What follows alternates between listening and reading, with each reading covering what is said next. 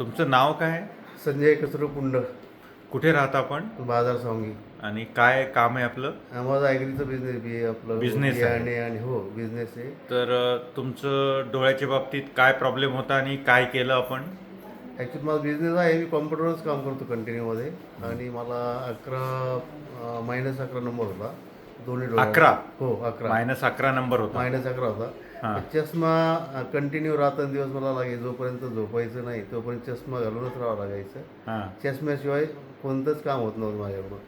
बरोबर. आणि नंतर मग तुमच्याकडे आलो, मी चेकअप केलं आणि त्यावेळेस तुम्ही टोपोग्राफी केली. टोपोग्राफी केल्यानंतर तुम्ही ए लाईट लेजर आणि तुमचं काम होईल म्हणे. मग मी हिंमत ठेवली आणि तुमच्याकडून ते ए लाईट लेजर करून घेतलं.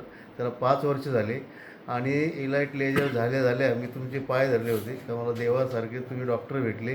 कारण मला ते ACG पॅनासॉनिक ACC तुमची त्या ऑपरेशन थिएटरमध्ये पॅनासॉनिक नावाची आपण हे बसवलं AC होती, ती मला झाल्या ते दिसायला लागलं होतं, एवढे छोटे वड. आणि त्या दिवशीपासून माझा चष्मा मुक्त झाला मी. आणि त्या दिवशीपासून मला काही त्रास नाही, ना पाणी येत नाही, ना काही होत नाही. एकदम आणि लांबचा आणि जवळचा दोन्ही पण दिसतं तुम्हाला? परफेक्ट दिसतंय एकदम. तेव्हापासून चष्मा लावलाच नाही तुम्ही? चष्मा लावलाच नाही मी. आणि तुमच्या घरच्या किती लोकांचं लेझर झालेलं आहे? माझ्या भाच्याचं झालं आहे, एक दोन भाचे आणि 2 भाचे.